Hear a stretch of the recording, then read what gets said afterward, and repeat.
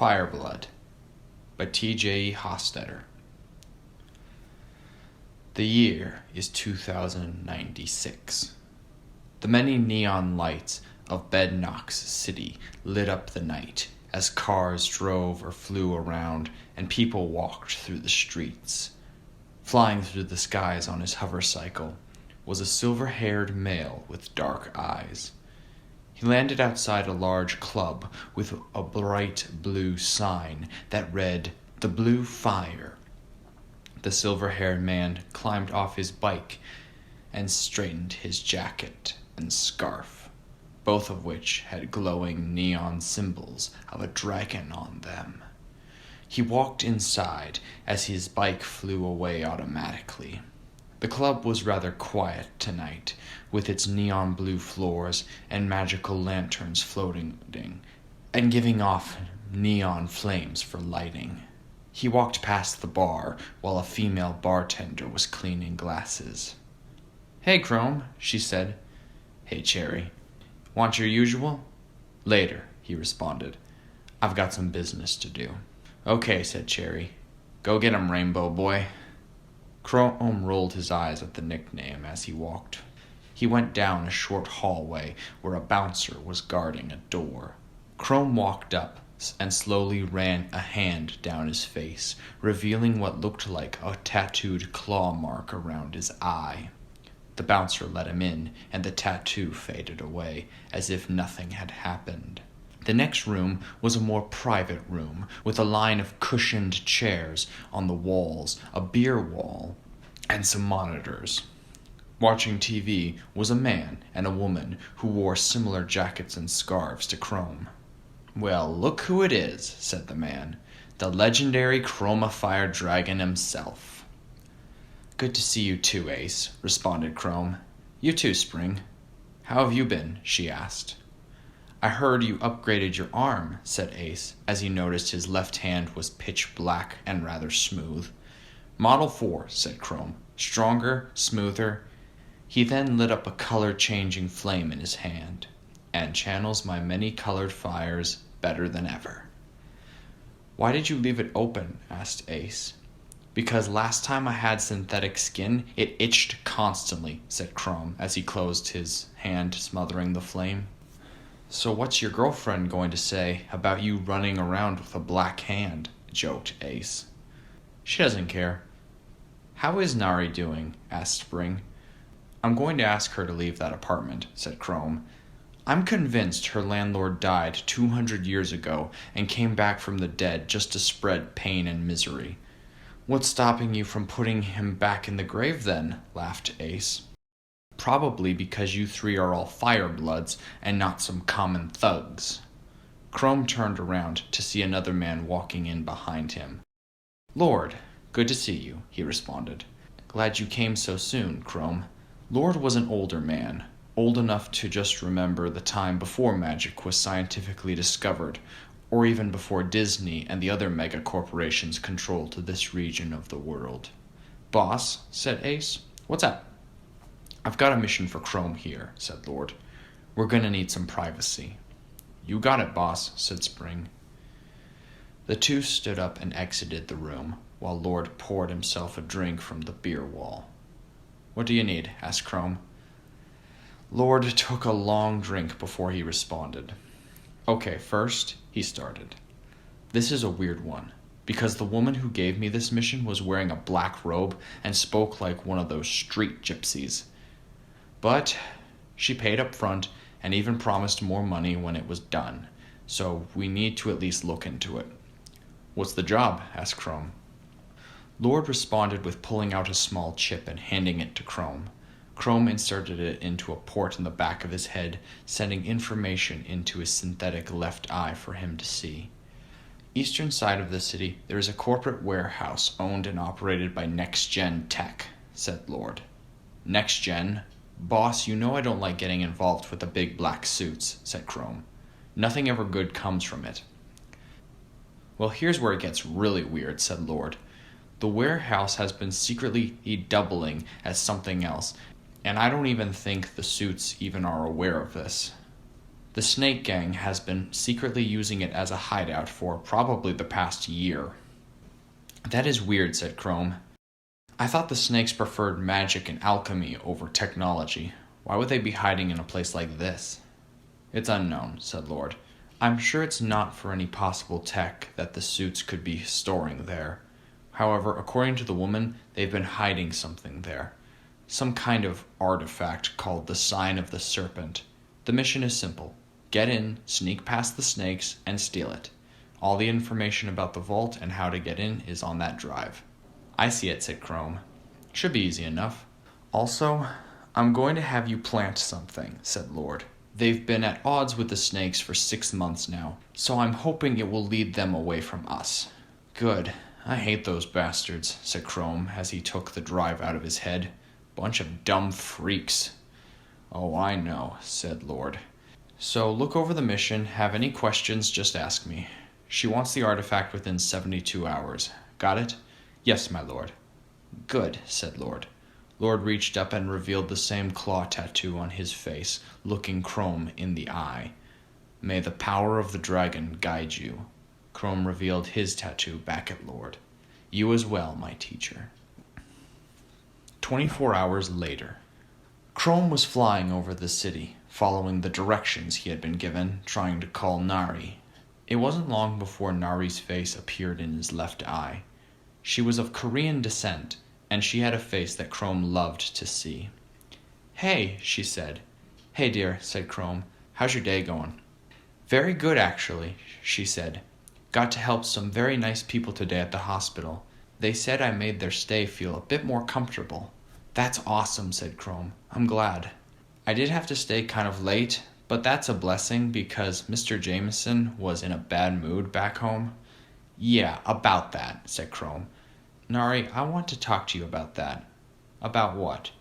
Nari, I was going to ask you to move in with me, said Chrome. Last time I was at your place, I was afraid Mr. Jameson was going to throw down for no reason at all. Oh, Chrome, said Nari, I think you're overreacting. Well, I'm sorry, but I'm legitimately concerned, said Chrome. He's not a good guy, and I don't want him causing you any trouble.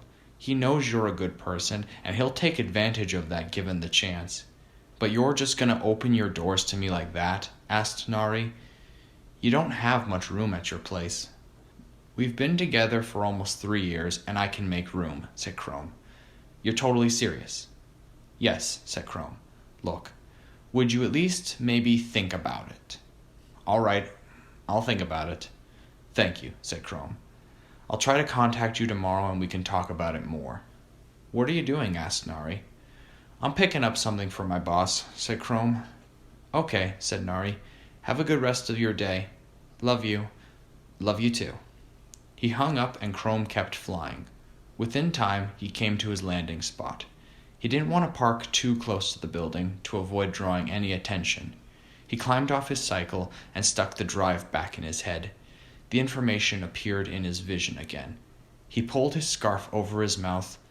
He then slowly walked towards the building, the drive in his head providing a layout of it. Okay, he thought to himself.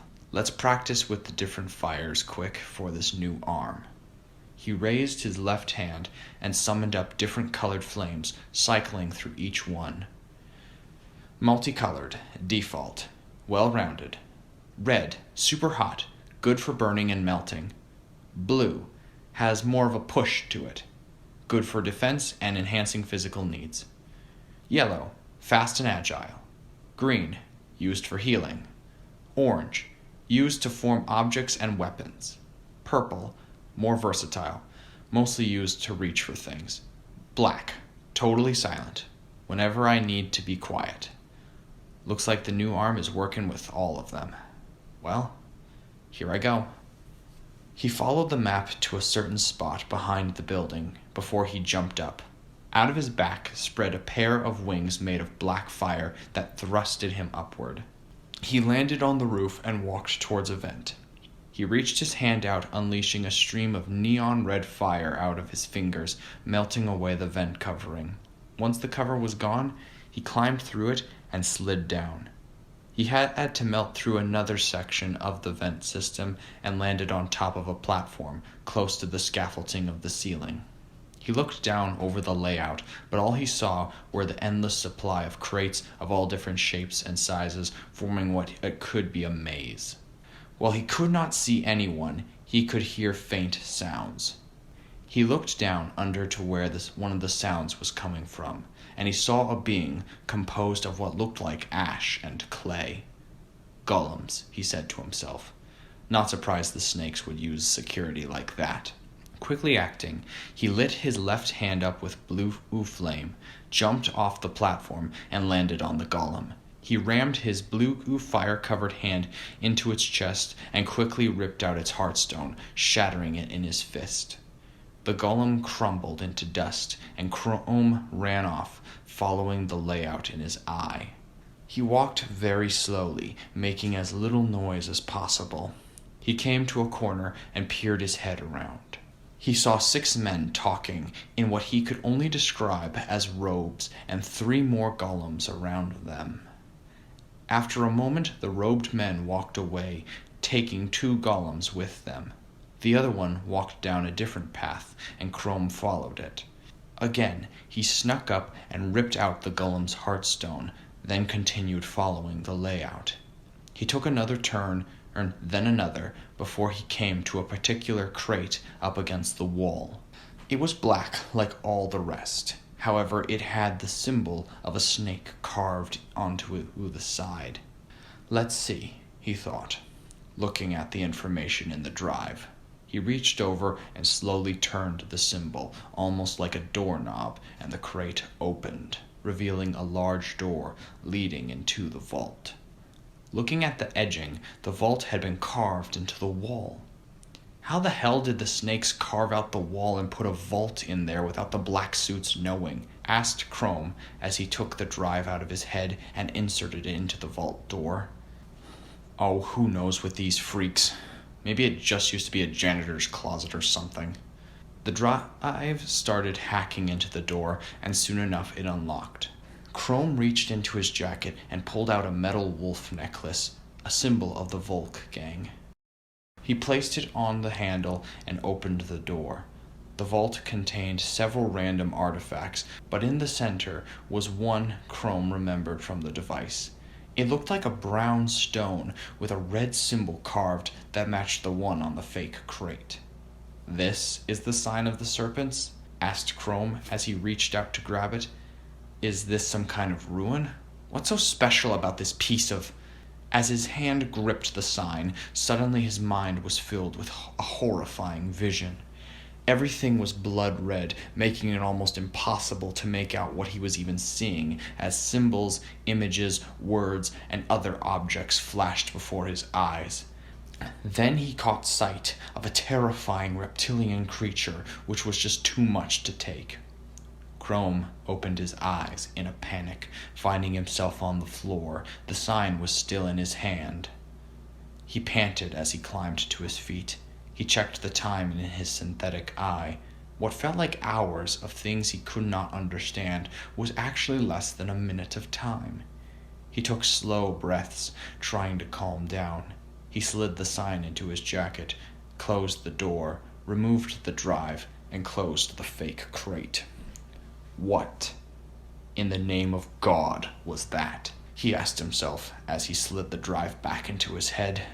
But then Chrome heard something else, chanting of some kind. Normally, Chrome knew that curiosity was a good way to get yourself killed, but the vision he had just had only provoked his own curiosity. He slowly walked behind a line of crates and peered his head over them. He saw the 5 robed men, 4 of whom circled one in the middle, chanting in words that Chrome could not understand. He just watched until a very familiar word echoed from their chant. Yig. Chrome swore he had never heard that word before, but now he somehow remembered that word, like a name of something forgotten, and it sent chills down his spine. Chrome felt his hand sweat, something he had almost forgotten. But what Chrome saw next, he questioned was even real. The middle cultist's body started twisting, reforming, and molding itself into something different. After a long, horrifying moment of watching, the cultist's body was transformed. The creature that stood in place of what used to be human was now that of a brown and red serpent. The serpent resembled that of a large cobra with 4 arms. Its hood had spikes and long tentacles with claws coming out of its back. Chrome could not take it. He almost hurled and had to gasp for air. He had seen enough. He slowly started to make his way back to where he came. Very carefully, very quietly, he followed the layout backwards. At the halfway point, he had to stop. The images of what just happened seemed to weigh heavy on him. He took long, slow breaths. Then he felt something drip onto his shoulder. He looked over and found some kind of red slime on his jacket. Another third drop fell to his feet, and he froze in horror. He slowly looked up and saw the serpent creature on the crates above him. It let out a horrible hissing sound, like nails grinding against rusty iron. Quickly, Chrome started running from the serpent. He came to the point where he entered. He jumped up and summoned his black wings again, but the serpent had caught up. It leaped towards him and knocked him down before he could make it to the overhead platform and wrapped its body around him. Chrome lit his body up with bright red fire and burned the monster, forcing it to let go of him. Chrome landed on his feet and looked towards the horrible creature. His hands lit up with the same red fire. He started throwing fireballs at the creature, but it managed to dodge them. It responded by spitting red venom at him, but Chrome brought up a wall of blue fire blocking the venom. He pushed his hands forward, pushing the wall of fire towards the creature, but its long body allowed it to maneuver around it. Quickly, Chrome started firing bolts of yellow fire like a machine gun. This time, the quicker bolts struck the serpent, but the bolts did not seem to do much damage to it, unlike the hotter red fire.